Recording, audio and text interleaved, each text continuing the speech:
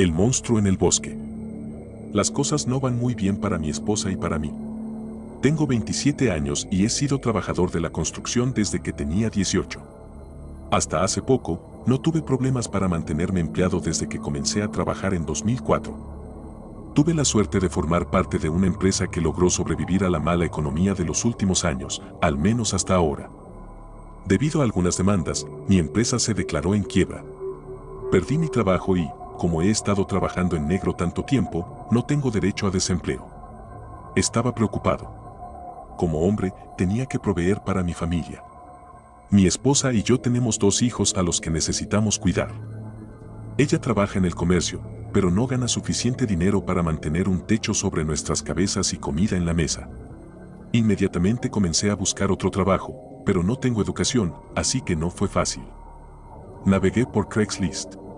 Estaba dispuesto a hacer cualquier cosa: construcción, trabajos de jardinería, trabajo físico, transporte, tengo una camioneta, seguridad, soy un tipo bastante grande, como un jugador de fútbol americano, lo que sea. De vez en cuando conseguía algún trabajo ocasional, pero tenía problemas para mantenerme a flote. Hasta que vi una oferta de trabajo en Craigslist. Se necesita trabajo físico semanal, ciudad redactada. Gana $1,000 a la semana por trabajo pesado. Llama a nombre redactado al número redactado. Pensé que era algún tipo de estafa, pero estaba desesperado. Llamé al número y pregunté sobre el trabajo. Un hombre respondió el teléfono. Me explicó que era dueño de un gran terreno justo afuera de la ciudad y que necesitaba a alguien que viniera a cavar hoyos. Se podía notar por su voz que no era un hombre joven, lo que probablemente explicaba por qué no podía cavar los hoyos él mismo. Hice algunas preguntas más. ¿Qué tan grandes son estos hoyos? ¿Por qué los necesita? ¿Cuánto tiempo espera que tome cavar uno? Etcétera. Me explicó que había un monstruo en el bosque por la noche y que los hoyos debían ser cavados en el bosque y luego convertidos en trampas para atrapar a este monstruo. Necesitaba tantos hoyos como fuera posible. Tenían que ser aproximadamente 2.7 metros de profundidad y 1.2 metros por 1.2 metros de ancho, aunque tal vez necesitaría hacerlos más anchos para tener más espacio para cavar.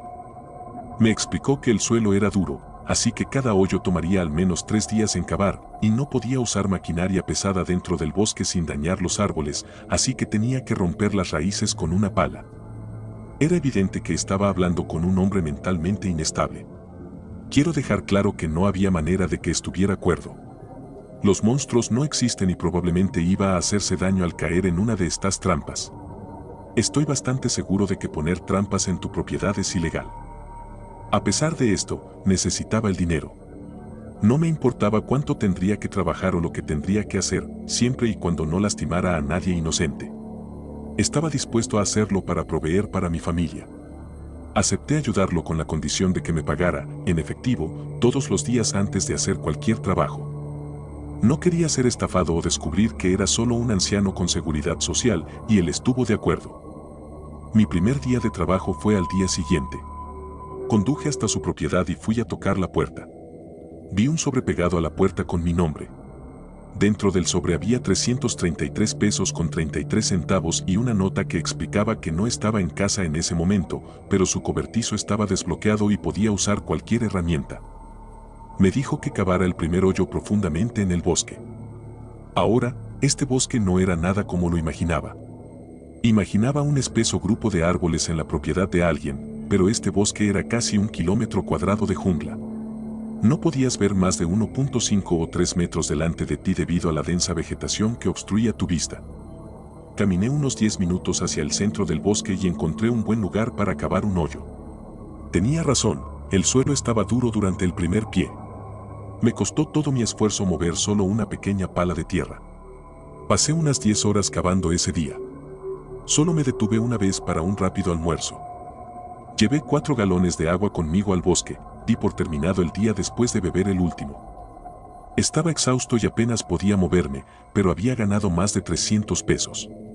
Esos son 30 pesos la hora, más de lo que ganaba en mi trabajo de construcción. Era suficiente dinero para comprar un mes de víveres si teníamos suerte. Fue difícil, pero estaba proveyendo para mi familia. Regresé a casa, tomé un baño y me fui a dormir. Dormí bien y al día siguiente estaba de vuelta en casa del anciano a las 6 de la mañana. Fui nuevamente a la puerta para encontrarlo, pero había otro sobre. Dentro, había 666 pesos con 67 centavos y una nota. Justo estaba llegando a casa cuando te ibas ayer. Intenté llamar tu atención, pero no lo logré. Vi tu hoyo y estás haciendo un buen progreso. Si haces tanto hoy como hiciste ayer, habrás terminado. Tomé el dinero y volví a cavar. 12 horas ese día. En total, me tomó 22 horas, pero había terminado el hoyo y ganado 1,000 pesos. Ahora podía pagar el alquiler este mes también. Tomé 2 días de descanso de la excavación. Mi cuerpo dolía y tuve que quedarme en casa todo el día. Pensé que con práctica podría cavar rutinariamente 2 hoyos a la semana. Él dijo que quería tantos como fuera posible, así que si podía permitirme 2,000 pesos a la semana, sería genial. Mi esposa y yo finalmente podríamos pagar nuestra deuda médica y ahorrar algo de dinero para cuando el anciano ya no necesite más hoyos. Esto continuó durante más de un mes. Nunca estaba en casa, solo dejaba dinero e instrucciones sobre dónde quería el siguiente hoyo. Yo entraba y comenzaba a cavar a las 6 de la mañana y salía a las 5 de la tarde para poder cenar con mis hijos. Mi cuerpo se estaba desgastando, pero proporcionaba un ingreso necesario. Me tomaba 18 horas cavar un hoyo, 2 días de trabajo.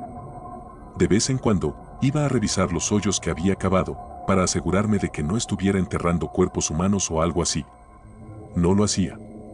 Ni siquiera estaba convirtiéndolos en trampas. Algunos hoyos se derrumbaron, otros mantuvieron su forma, pero en su mayoría estaban tal como los había dejado. ¿Quién sabe por qué estaba cavando hoyos? Tal vez estaba tratando de recrear ese libro House donde buscan tesoros en el desierto. Un día, cuando llegué a su propiedad, había más de un sobre en la puerta. Abrí y leí el segundo, y me di cuenta de que el anciano había contratado a otro trabajador. Otro cavador de hoyos. En mi carta, me dijo que necesitaba 120 hoyos más en total. 120. Tendría trabajo por mucho tiempo, incluso si alguien más comenzaba a ayudar. Esperé y hablé con este segundo hombre. Parecía un buen tipo. Era mayor que yo por unos 20 años, pero estaba en una situación similar a la mía. Había trabajado en la industria automotriz y lo habían despedido recientemente. También necesitaba un techo y comida, y pensó que este trabajo sonaba demasiado bueno para ser verdad, pero estaba dispuesto a asumir ese riesgo. Poco después, a mi esposa le diagnosticaron cáncer. Nos quitaron el seguro y la mayor parte del dinero que estaba ganando, que era mucho, se destinó a las facturas médicas. Pasaron los meses. 120 hoyos se convirtieron en 100 y 100 en 50. En ese momento estábamos bien, pero me preocupaba lo que sucedería cuando ya no necesitara cavar hoyos. Un día terminé mi hoyo temprano. Mientras me alejaba, noté a mi amigo cavando su hoyo. Estaba casi terminado, 1.5 metros de ancho, 2.7 metros de profundidad. Agarré su escalera y me fui. 2 semanas después, rellené su hoyo. El anciano tiene razón, hay un monstruo en el bosque. Él sigue loco por creer que atrapará a un monstruo con su propia trampa. Los gritos de Chernóbil. Creo que he decidido que, agotadas todas las demás opciones, lo mejor que puedo hacer es simplemente estar deprimido. Ahí, lo he escrito. Todos me dirán que me enfoque en lo positivo. Pero en lo que respecta a mi vida, no ha habido nada positivo desde principios de los 2000. Desde el año y medio que pasé mochileando por Europa con Alan. Desde esa única mala decisión. Un entusiasta hacía una idea muy tonta. La idea de Alan. La fusión del reactor fue hace casi 2 décadas, dijo, ya casi no hay radiación. Probablemente podríamos pasar meses allí y estar completamente bien. Estaba tratando de convencerme de mochilear por Chernóbil. No tuvo que intentarlo mucho. Estaba hablando de 1000 millas cuadradas de reserva radioecológica prohibida salpicada de pintorescos pueblos olvidados y enormes antenas de transmisión de ultra baja frecuencia. Y en el corazón de todo, Pripyat, una ciudad entera abandonada durante décadas tras la caída nuclear. ¿Cómo podría resistirme? No más de una semana. Esa fue, tristemente, mi única condición. La intoxicación por radiación no parecía una gran manera de morir, pero una semana de daño parecía un pequeño precio a pagar.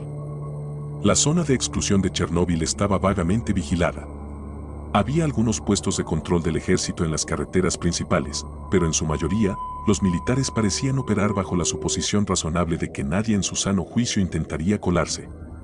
Literalmente, simplemente caminamos alrededor de ellos, manteniéndonos alejados de las carreteras mientras los puestos de control seguían a la vista.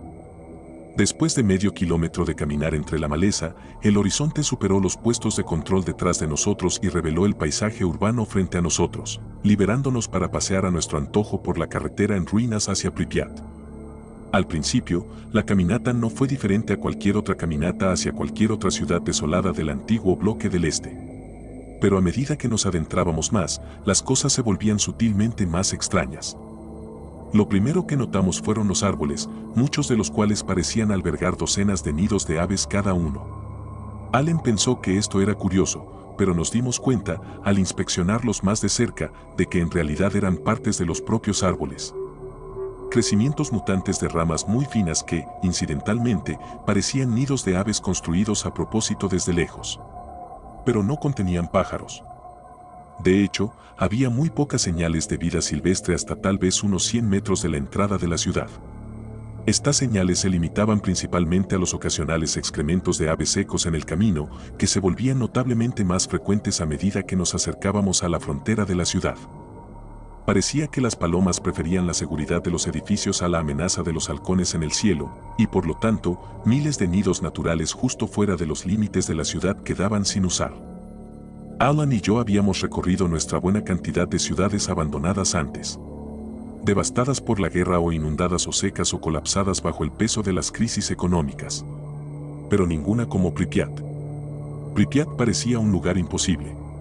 En nuestros primeros 10 minutos, encontramos árboles creciendo a través de las escaleras de edificios completamente amueblados, un juego de ajedrez sin terminar en una terraza en ruinas, máscaras de gas decrépitas esparcidas y cubiertas de décadas de polen y polvo. Todo abandonado, pero ni saqueado ni dañado. Intocado por nada más que el tiempo. La rueda de la fortuna aún en pie, las tiendas aún llenas de ropa, las bibliotecas aún llenas de libros, los cines aún llenos de propaganda. Era como si todos los ciudadanos de esta bulliciosa ciudad funcional hubieran decidido de repente un día simplemente irse y nunca regresar. Casi parecería ridículo si no fuera precisamente lo que había sucedido. Palomas, ratones y ratas se habían convertido en los inquilinos de facto de los edificios de apartamentos y hoteles vacíos. Algunas tenían ojos deformes, otras picos o extremidades de tamaños o cantidades incorrectas, algunas parecían libres de anormalidades físicas, pero todas compartían una notable falta de instinto de autoconservación. Alan se acercó a una paloma y la empujó con el pie. La paloma simplemente lo miró, al principio con curiosidad y luego con indiferencia. Finalmente, se aburrió de ser empujada y se fue caminando para pelear con una rata, aparentemente por los derechos de alimentación sobre el cadáver fresco de otra rata. Cuanto más avanzábamos en la ciudad, más excrementos de paloma parecían cubrir las calles. Más extraño aún, algunas calles estaban mucho más cubiertas de excrementos que otras. Como si las palomas prefirieran viajar por rutas muy específicas. Seguir uno de estos senderos de excrementos nos llevó a un viejo hospital. El rastro continuaba claramente en la entrada del hospital antes de tomar un giro a la izquierda por las escaleras del vestíbulo. ¿Por qué usarían las palomas las escaleras?, preguntó Alan. El rastro continuaba más allá del segundo piso y llegaba al tercero. Había un cuarto piso, pero aparentemente no interesaba a las palomas.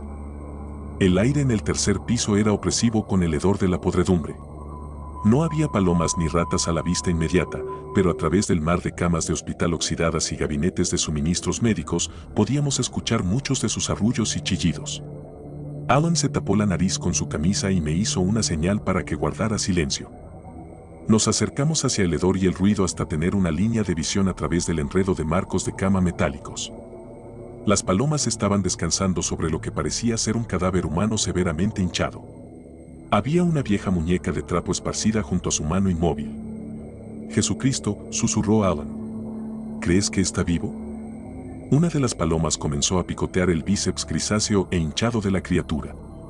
Arrancando carne, comiendo lo que no caía en la colmena de ratas que subían y bajaban por las piernas del pantalón del cadáver y entre sus dedos restantes.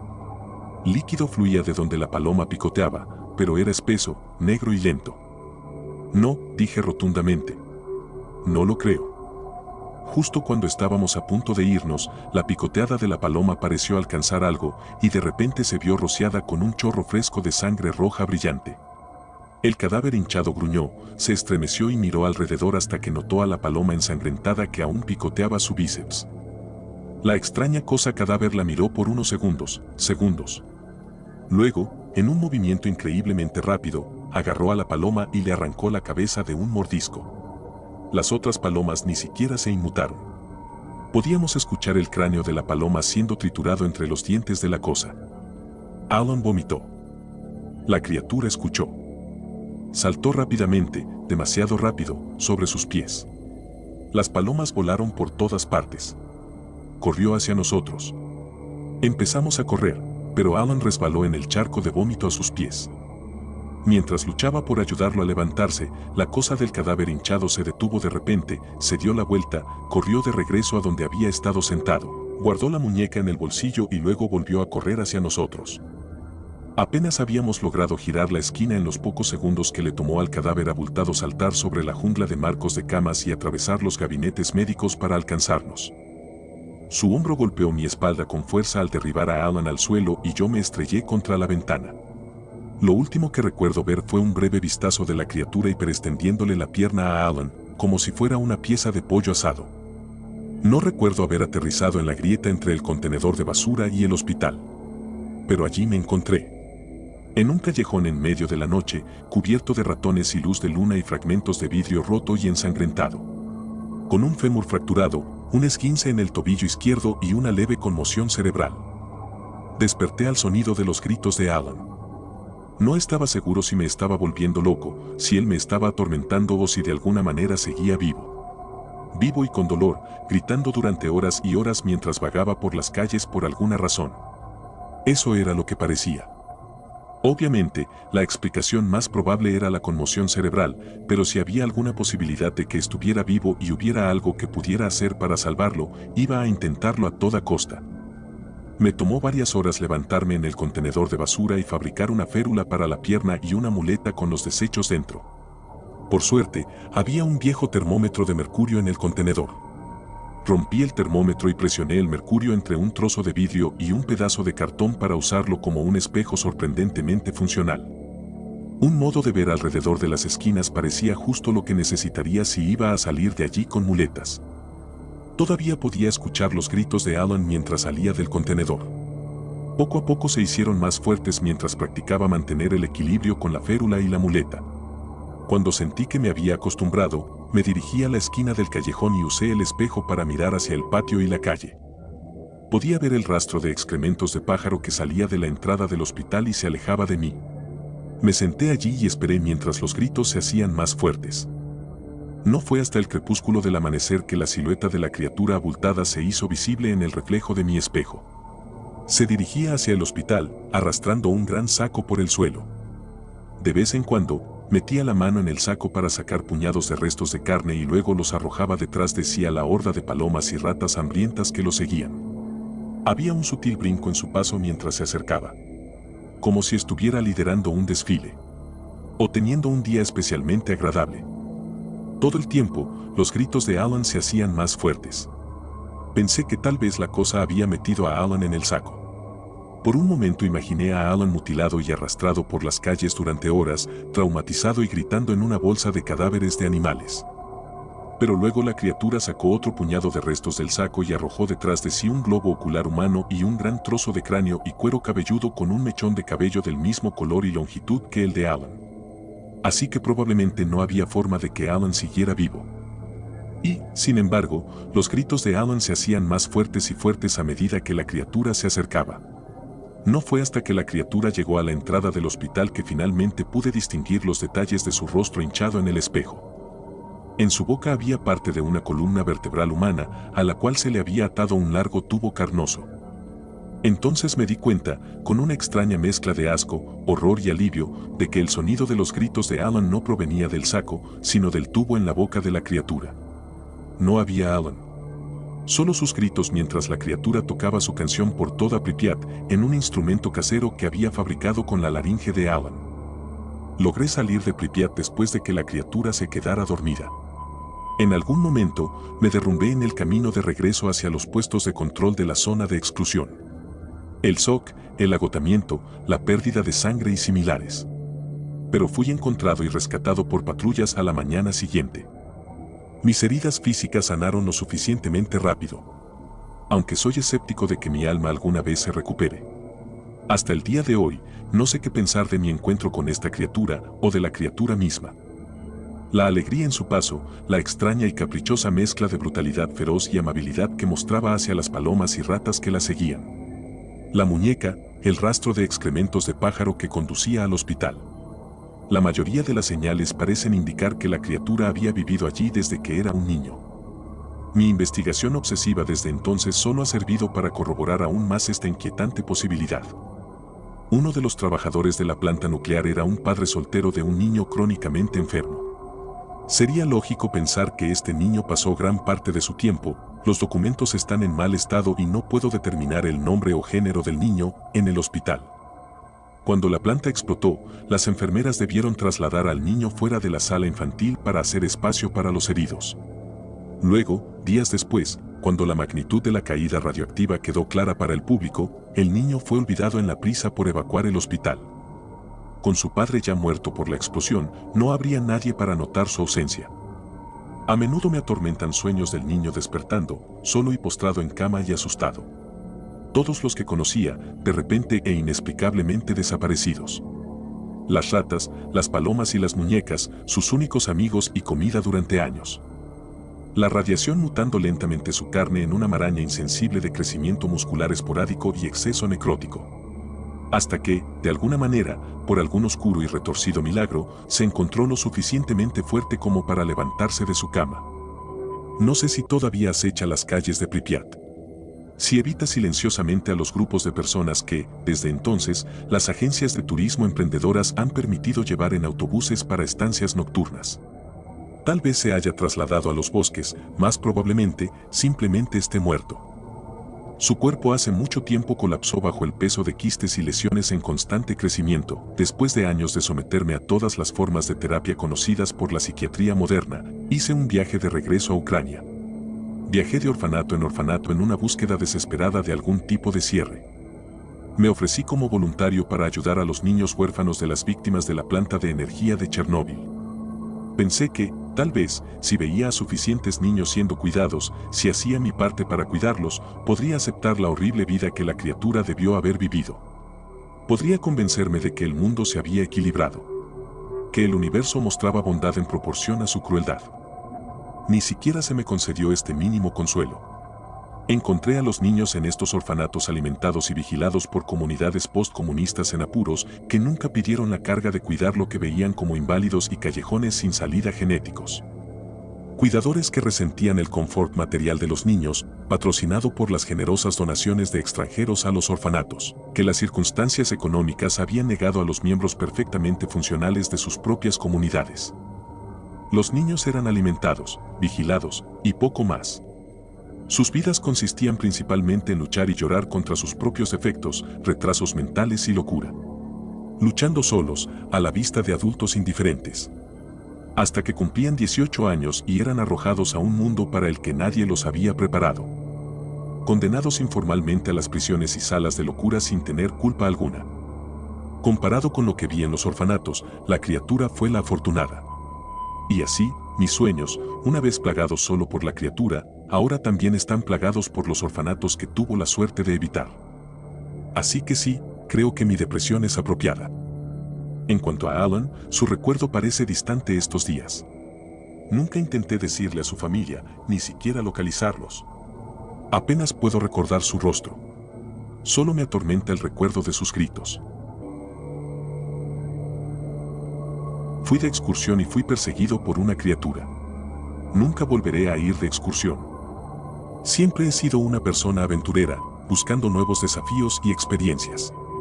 Cuando fui de vacaciones a un pequeño pueblo, no recuerdo el nombre en este momento, en el norte de Estados Unidos, supe que tenía que hacer una excursión en algún lugar cercano. Al día siguiente, empaqué mis cosas y partí temprano por la mañana, emocionado por explorar lo que para mí era un lugar completamente desconocido. A medida que avanzaba el día, me maravillaba de la belleza del bosque. El sol se filtraba a través de los árboles, proyectando un cálido resplandor sobre el paisaje. Respiré profundamente el aire fresco y limpio y sonreí para mis adentros. Esto era exactamente lo que necesitaba, una oportunidad para escapar del estrés de la vida cotidiana y conectar con la naturaleza. Pero cuando el sol comenzó a ponerse, empecé a sentir una inquietud apoderarse de mí. El bosque parecía volverse más oscuro y amenazante a medida que la luz se desvanecía. Me dije a mí mismo que era solo mi imaginación, pero no podía sacudirme la sensación de que alguien me estaba observando. Aceleré el paso, tratando de regresar a la seguridad de mi coche lo antes posible. Fue entonces cuando lo vi. Al principio, pensé que solo era un árbol. Era alto y delgado, con una corteza que parecía casi piel. Pero a medida que me acercaba, me di cuenta de que no era un árbol en absoluto. Era una criatura, un monstruo. Su piel era de un gris opaco y sus ojos brillaban con una luz blanca intensa. Parecía estar mirándome fijamente y me quedé paralizado de miedo. Sabía que tenía que hacer algo, pero no podía moverme. De repente, la criatura se movió. No era un árbol después de todo, se había estado haciendo pasar por uno, esperando su oportunidad para atacar. Se lanzó hacia mí y finalmente encontré la fuerza para correr. Corrí a través del bosque, sin atreverme a mirar atrás. Podía escuchar los pasos de la criatura detrás de mí, cada vez más cerca. Sabía que no podría huir para siempre.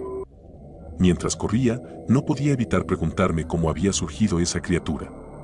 ¿Era algún tipo de animal mutado o era algo más siniestro? Lo que fuera, sabía que tenía que escapar. Escaneé el área, buscando algo que pudiera usar a mi favor. Mis ojos se posaron en un grupo de rocas a un lado del camino. Me desvié del sendero y corrí hacia las rocas, con la esperanza de usarlas como cobertura. Al dar detrás de ellas, escuché a la criatura emitir un gruñido gutural. Me había perdido de vista, al menos por el momento. Aproveché la oportunidad para recuperar el aliento y evaluar mi situación. Estaba perdido en el bosque, siendo cazado por un monstruo que no entendía. Mi teléfono no tenía señal, así que no podía pedir ayuda. Estaba completamente solo. Pero no podía rendirme. Tenía que encontrar una manera de escapar. Miré por encima de las rocas, tratando de tener una idea de dónde estaba la criatura. Vi un destello de movimiento a un lado y supe que aún me estaba buscando. Tenía que tomar una decisión. Podía quedarme donde estaba y esperar lo mejor, o podía intentar correr y hacer una escapada. Decidí arriesgarme. Salí corriendo de detrás de las rocas y me lancé por el sendero, sin mirar atrás. Podía escuchar los pasos de la criatura detrás de mí, pero no me atreví a darme la vuelta. Corrí tan rápido como pude, mis pies golpeando el suelo. Podía ver el destello de mi coche a lo lejos y sabía que estaba casi allí. Pero cuando extendí la mano hacia la manija de la puerta, sentí una mano en mi hombro. Me volví y vi a la criatura detrás de mí, sus ojos blancos brillando en la oscuridad. Cerré los ojos, esperando lo peor. Esperé un par de segundos, en pánico, inmovilizado por el miedo, y cuando abrí los ojos, la criatura había desaparecido por completo. Nunca volví a hacer senderismo solo en el bosque. La memoria de esa noche aún me atormenta hasta el día de hoy. Decidí contar esta historia porque era una carga de la que quería deshacerme durante mucho tiempo y para recordarles a las personas que incluso en la belleza de la naturaleza pueden acechar peligros en las sombras. La criatura pudo haber sido de alguna manera un producto de mi imaginación o algún tipo de alucinación, pero el miedo que me inspiró. Me advirtieron que no fuera de excursión con mi esposo. Llevábamos casados 2 años y medio, Sean y yo, y nunca habíamos tomado vacaciones. Desde nuestra luna de miel en Grecia, después de la boda, no habíamos salido juntos. Sean era psiquiatra y amaba su trabajo. Estaba tan comprometido con su labor y sus pacientes, y eso fue lo que me enamoró de él en primer lugar, su ambición y su cuidado por los demás. Sin embargo, Sean ya no estaba mucho en casa. Empezó a pasar menos tiempo conmigo y, incluso cuando estaba, siempre estaba demasiado ocupado para dedicarme tiempo. En otra ocasión, Jorge solía decir, suspirando de agotamiento y también por mi constante insistencia y necesidad de atención. No tengo vergüenza en admitir que era un poco necesitada. ¿En serio, Sean? Es como si viviera con un extraño. Algo tiene que cambiar. Después de noches sentada y durmiendo sola a su lado, me sorprendió cuando una noche llegó a casa y dijo, vamos de vacaciones. Al principio pensé que estaba bromeando, así que lo ignoré. Lo tomé como un intento de hacerme sentir bien. Pero al día siguiente, él insistía. Era agradable que Sean de repente mostrara interés, pero también me hacía sospechar el porqué. No lo cuestioné directamente, no quería desanimar sus esfuerzos. Estaba intentando, eso era lo que importaba. Excursionismo, dijo, para mi completa sorpresa. Nos da la oportunidad de simplemente estar, no sé, juntos por unos días. Creo que lo necesitamos, ¿no crees? Era ambicioso, lo admito. Sean nunca había mostrado interés por la naturaleza y mucho menos por el excursionismo. Además, era muy exigente con su higiene. No podía imaginarlo sobreviviendo 2 minutos en la naturaleza sin una ducha caliente y sus comodidades. Está bien, dije, cediendo a sus repetidos intentos. Finalmente logró convencerme, así que traté de ser optimista. Va a ser genial, incluso emocionante. No puedo esperar, dijo Sean, antes de darme un beso por primera vez en meses. Sentí que las cosas comenzaban a cambiar. Dejé la planificación y la compra del equipo de camping en manos de Sean. Principalmente porque no tenía idea de lo que realmente necesitaríamos y en segundo lugar, para ver si realmente lo llevaría a cabo. Mi mejor amiga, Darcy, no podía creerlo cuando se lo conté. ¿Por qué este cambio de actitud?, me preguntó. ¿Has sugerido unas vacaciones tantas veces y él ha desestimado cada una y excursión? Prefiero que tú lo hagas que yo. A Darcy no le gustaba Sean. Nunca me lo dijo directamente, pero no necesitaba hacerlo. Lo veía en su desdén por su actitud fría y sombría, su negligencia hacia nuestra relación y la forma en que lo ignoraba cada vez que estaba cerca. Creo que tiene miedo de perderme, le dije, convenciéndome más a mí misma que a ella. Nunca fui de andar con rodeos, y pude notar por la ligera sonrisa de Darcy que no estaba de acuerdo. Sigo pensando que está saliendo con otra persona. Rodé los ojos. Estaba harta de escuchar esa acusación. Hace aproximadamente un año, Darcy vio a Sean con otro chico en un restaurante. Estaban cómodos, contentos y sumidos el uno en el otro. Incluso logró tomar fotos sin ser detectada. No probaban nada y ella no vio nada. Darcy conocía al chico con el que estaba Sean, un amigo de un amigo, algo así, y decía que solo era un joven que flipaba hamburguesas en un puesto de comida. No era exactamente alguien con quien Sean se relacionara o asociara. Nunca le conté a Sean, pensé que tal vez era uno de sus pacientes.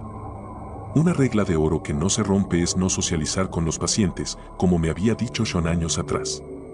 Pero tal vez había una razón para ello. O tal vez simplemente me negaba a creerlo. Estaba en casa, preempacando el coche la noche antes de que debiéramos irnos de viaje. Quizás era la emoción de escapar o mi ansiedad general por hacer algo que nunca había hecho antes, pero pensé que era mejor estar organizada. Sean estaba en la oficina, me dijo que necesitaba finalizar algunas cosas y asegurarse de que sus pacientes supieran que estaría ausente una semana. Recibí una llamada de Darcy después de cargar el coche. No vayas a ningún lado con él, dijo, sonando insistente. ¿Qué, Darcy? ¿De qué hablas? Me interrumpió. Jorge, estoy bastante segura de que Sean no es quien dice ser. La revelación no me afectó. Ni sorpresa, ni preocupación. Solo sonaba como otro de los ataques de Darcy hacia Sean. Conozco a Sean desde hace 4 años, Darcy. Creo que lo conozco bastante bien. ¿De qué hablas? Mi amiga Sabrina es buena amiga de Tommy, el chico de las hamburguesas, ya sabes, el que vi con Sean. Murmuré. Ya sabía a dónde iba esto. Tommy está muerto, Jorge. Lo asesinaron. Me reí y luego empecé a burlarme. Estoy seria, Jorge, tienes que salir de ahí, gritó Darcy. Estás siendo ridícula, Darcy. Sé que no te gusta, pero... Tenían una relación durante 1 año. Sabrina me contó todo, dijo que él era violento con él y, por el amor de Dios, abre los ojos, Jorge.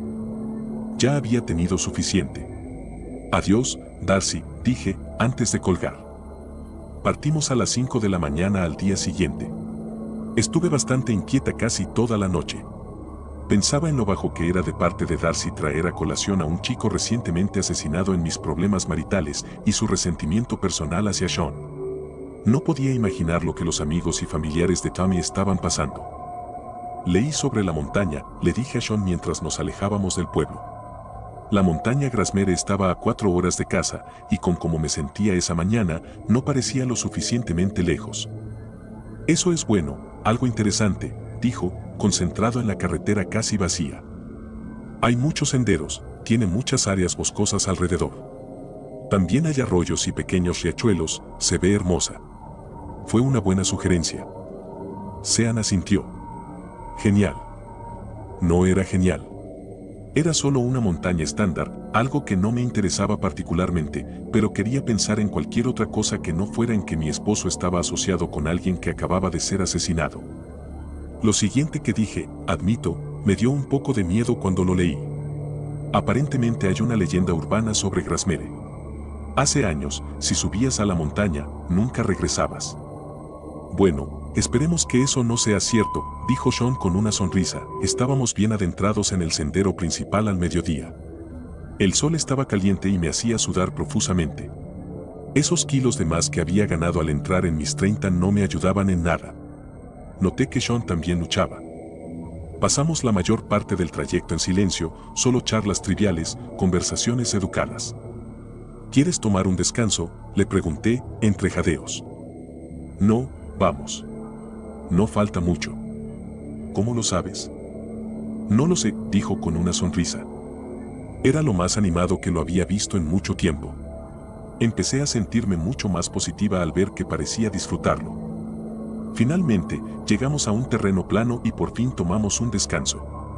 Parte de mí se arrepentía de haber venido a Grasmere porque mi rodilla estaba molestándome por la caminata, pero la otra parte disfrutaba de la adrenalina y el logro de haber llegado tan alto. Aún había más por explorar, pero Sean y yo decidimos establecer nuestro campamento.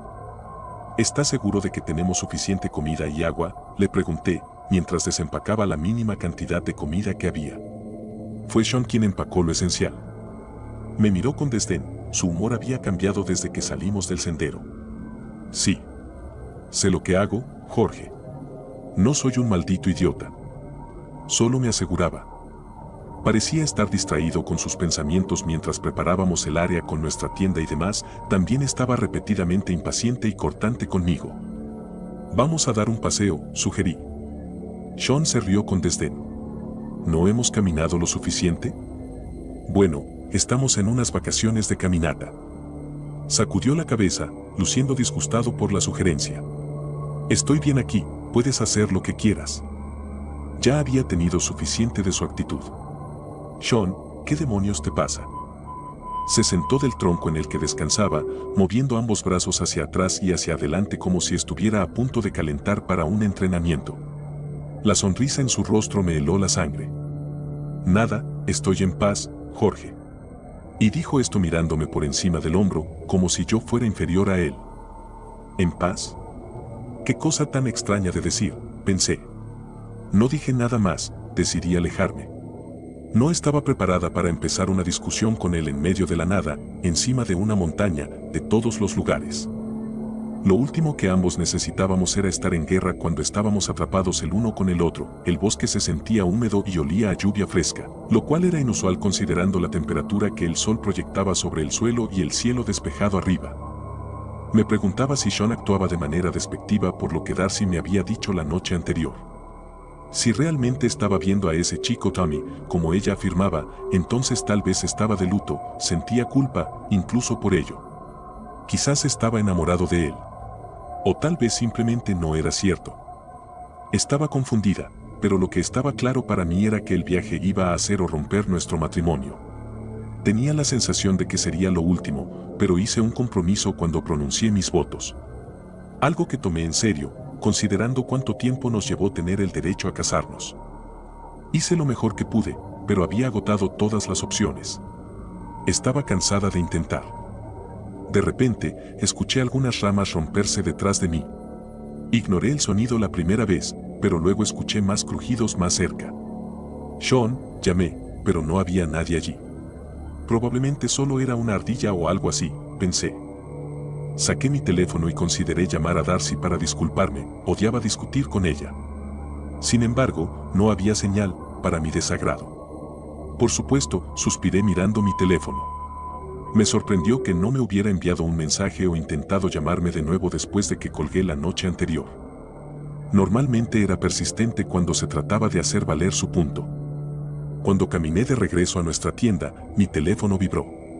Varios mensajes de texto y llamadas perdidas de varias personas, un par de amigos y, para mi sorpresa, el padre de Darcy, quien me había dejado un mensaje de voz. Antes de leer los mensajes, fui directamente a su correo de voz con el corazón en la boca. Para que su padre llamara, algo tenía que estar mal. Cuando le di play, el mensaje estaba distorsionado, apenas audible. Jorge estaba angustiado, podía escucharlo en su voz. Soy Jad, se rompió en llanto. Y era difícil escuchar a un hombre duro como él llorar, solo aumentaba mi ansiedad. Ella ha sido asesinada. ¿Alguien mató a mi niña? ¿Dónde estás? Por favor, llámame. Tan pronto como el mensaje terminó, fue como si alguien me hubiera dado un puñetazo en el estómago. No podía respirar. Ni siquiera podía llorar. Todos los sonidos a mi alrededor se agudizaron, haciendo que mis oídos sonaran. Me quedé completamente insensible. Me tomó un minuto antes de correr de regreso a encontrar a Sean. ¿Qué pasa?, preguntó, su voz monótona, su rostro impasible. Estaba sin aliento, podía sentir el color drenando de mi cara. Pero él no parecía preocupado. De hecho, se sentó con una calma inquietante. Necesitamos regresar, dije, señalando hacia donde habíamos entrado, temblando por completo. Él inclinó la cabeza. ¿Por qué querría hacer eso? Darcy ha sido asesinada. Alguien la mató. Sean se levantó, frotándose las rodillas mientras lo hacía. Nuevamente inclinó la cabeza. Lo sé, cariño. Su tono me hizo congelarme, parecía una persona completamente diferente. Sin remordimientos, sin urgencia. ¿Qué quieres decir con que lo sabes? Sean se rió con desprecio, mostrando sus dientes. ¿No lo has averiguado ya, Jorge, o realmente eres tan tonto como aparentas? Tu pequeña mejor amiga lo sabía, ¿verdad? Simplemente no podía dejarlo en paz. No era tonta, sabía exactamente a qué se estaba refiriendo y qué estaba confesando. Simplemente no quería despertar de esa pesadilla. Todo era un mal sueño. Conocía a Sean, sabía que él no podría haber hecho eso. No a Darcy, ni a Tommy. A nadie. Él se dedicaba a ayudar a las personas, eso era lo que hacía, se preocupaba por los demás. Pero tenía que despertar y enfrentar la realidad. ¿El niño también?, pregunté. Él lo confirmó con un asentimiento. ¿Por qué?, suspiré. Sean puso una mano detrás de su espalda y sacó un cuchillo de su cinturón. Su boca se transformó lentamente en una sonrisa sucia y amenazante. «Porque me gusta», respondió. No me di tiempo para pensar, solo me giré sobre mis talones y corrí como el infierno. Escuché sus propios pies aplastando las hojas, estaba persiguiéndome, corriendo no muy lejos de mí. Me atreví a mirar hacia atrás. El rostro de Sean estaba carmesí, el sudor goteaba de él y caía en pequeñas gotas sobre su camiseta. No podía superar el hambre en sus ojos, el deseo, como un depredador persiguiendo a su presa. Eso era yo para él. Dirigí mis ojos al cuchillo en su mano, observé cómo se balanceaba de un lado a otro, reflejando el sol brillante. Imaginé cómo atravesaría mi piel. Imaginé cómo me cortaría el cuello con él. Perdí la concentración mirando el cuchillo, no presté atención a hacia dónde corría. Mi zapatilla tropezó con algo duro en el suelo, y me golpeé la rodilla antes de caer por completo al suelo. El dolor en mi rodilla era insoportable, pero lo ignoré y me levanté, lista para seguir corriendo. Era demasiado tarde. Me empujó de nuevo al suelo, esta vez caí de cara, pero rápidamente me giró para enfrentarme. Sus ojos se agrandaron de satisfacción mientras apoyaba todo su peso sobre mi estómago. También podía sentir su erección a través de los pantalones. Sean, no. Esto no eres tú. Te amo. Mis súplicas no le importaron. Levantó el cuchillo mientras yo intentaba forcejear. Qué lástima, y esas fueron las últimas palabras que Sean me dijo. No lo vi detrás de Sean, debió haber esperado pacientemente. Tal vez incluso había presenciado todo. La sangre de Sean salpicó en mi cara y en mi camisa. La sensación de que la sangre me golpeaba la cara hizo que cerrara los ojos. Parecía que los tuve cerrados por más tiempo del que realmente fue. La oscuridad fue reconfortante por esos breves segundos. Supongo que es verdad lo que dicen. Cuando piensas que vas a morir, toda tu vida pasa frente a tus ojos. Y había sido una idiota. Debería haber dejado a Sean hace mucho tiempo. Debería haber escuchado a Darcy. Solo cuando abrí los ojos vi que el pico había atravesado directamente el costado de su cráneo. Sus ojos seguían abiertos. Su cuerpo se convulsionó incontrolablemente durante unos segundos antes de quedar inerte. Entonces vi cómo su cuerpo era levantado sobre mí con la fuerza del pico. Lo arrojaron a un lado como un muñeco de trapo, su cráneo se desprendió del pico como carne de un hueso.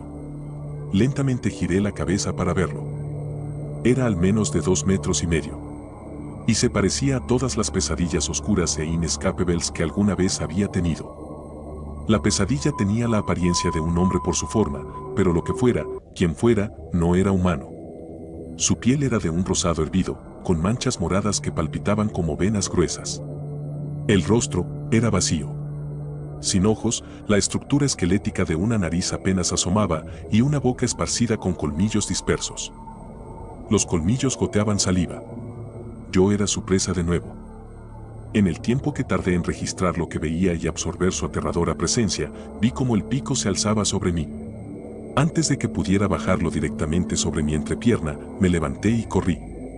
No me siguió, no sabía con precisión cuánto tiempo llevaba corriendo, podrían haber sido 5 minutos o media hora, no lo estaba midiendo. Era suficiente para que mi boca se secara y comenzara a jadear, como si hubiera fumado varios paquetes de cigarrillos. Finalmente, reconocí el dolor punzante en mi rodilla, antes de frotarla, ya sentía el calor ardiente que irradiaba de ella. Me arriesgué a pensar que estaba lo suficientemente lejos de la pesadilla como para intentar llamar a rescate de montaña. No había señal, pero aún así marqué al 911. Nada. Desconexión instantánea. Maldita sea, me dije. Entonces me di cuenta de que, en lugar de bajar la montaña, había seguido subiendo. Esperaba no haber subido tanto como para perder el sentido de la orientación si intentaba regresar. Con suerte, encontraría señal en el camino. Cojeando y tratando de moverme con mi pierna buena, miré a mi alrededor. La costa estaba despejada. Me apoyé en los árboles y traté de ser lo más discreto posible. Noté un sendero y tracé un plan, seguirlo. Si lograba bajar lo suficiente, tal vez me llevaría de nuevo al pie de la montaña y podría intentar escapar. Estaba a punto de poner en marcha mi plan cuando la pesadilla emergió de entre los árboles. Se quedó allí, frente a mí, esperando pacientemente. Aunque parecía ciega, podía verme y sentirme, eso lo sabía. Pensé en qué dirección correr. Eché un vistazo rápido hacia mi izquierda y vi una colina más abajo. No podía ver lo profundo que era desde donde estaba, por lo que sabía podía ser una caída larga. Tenía que actuar rápido, comenzó a moverse y levantó el pico, listo para atacar. No tenía otra opción, tenía que arriesgarme. Corrí hacia la izquierda mientras imitaba mi movimiento. No podía creer la velocidad que tenía, pensé que lo lograría, pero la pesadilla se acercó y balanceó el pico. Estaba a centímetros de mi cabeza cuando salté al vacío. Sentí el suelo en las yemas de mis dedos, húmedo. Probablemente eso me salvó la vida de la caída. El impacto al rodar colina abajo no hizo ningún favor a mis extremidades. Me levanté a duras penas y me estremecí por el dolor en todo el cuerpo. Tuve suerte de no haberme roto nada. Me orienté y me limpié el labio que ardía, sangre. Sentí la herida con la lengua, lo que fue como echarle sal a la herida. No podía creer lo que veía cuando esa cosa apareció en el camino frente a mí. Tienes que estar jodiéndome, murmuré, intentando correr en la dirección opuesta. Mis piernas ya no me dejaban correr, apenas conseguí una cojera patética. Pensé que era el final. Esta vez, de verdad. ¿De verdad sigues intentando correr? Se me heló la sangre al reconocer la voz. Me giré para ver a Sean en lugar de la pesadilla, con los brazos cruzados, su labio torcido, satisfecho y completamente ileso. Era imposible. Estás muerto, le dije. Te vi morir. Chasqueó la lengua y agitó un dedo. No estoy muerto, dijo Sean, y procedió a clavar su dedo en el lado de su cráneo, justo donde lo vi ser atravesado. Estoy aquí dentro. Siempre me tendrás en tu cabeza, especialmente ahora que sabes quién soy en realidad. Eres un maldito débil, Jorge. Sean se acercaba, pero yo no retrocedí. No podía creer que estuviera vivo. Estás muerto, repetí, firme. ¿Qué harás ahora que no tienes a nadie más que te ame? Estoy muerto, Darcy está muerta. ¿Quién te queda? Ya estaba a pocos centímetros de mí, esa aparición de Sean. No era él, no era el hombre que yo amaba. No le temía a él ni a sus crueles palabras. Aunque tenía su forma, aunque probablemente hablara sus verdaderos pensamientos, no me afectaban. Sean, mi esposo, un asesino, estaba muerto y no podía lastimar a nadie más. Ni siquiera a mí. La aparición de Sean levantó el pico de la pesadilla, apareció de la nada y fue a lanzarlo. Antes de que pudiera hacerlo, agarré el mango de madera con toda la fuerza que me quedaba. Me tengo a mí, dije, mirando a los ojos del doble de mi esposo muerto. Le arrebaté el pico de las manos y lo golpeé en la cabeza. Fue Sean quien cayó al suelo, pero en la tierra yacía la pesadilla, inmóvil. La sangre comenzó a brotar de su cráneo y se deslizó como un arroyo en la tierra. Me tomó un tiempo encontrar el sendero original por el que habíamos subido. Bajé cojeando, con todo el cuerpo dolorido, el dolor punzando en mis nervios. Después de un rato, encontré señal y llamé al 911. Cuando finalmente llegué al pie de la montaña, el equipo de rescate estaba allí esperándome. Eché un último vistazo al paisaje de la montaña Grasmere. Bajo el cielo nocturno se veía inquietante y mortal. Nunca encontraron el cuerpo de Sean.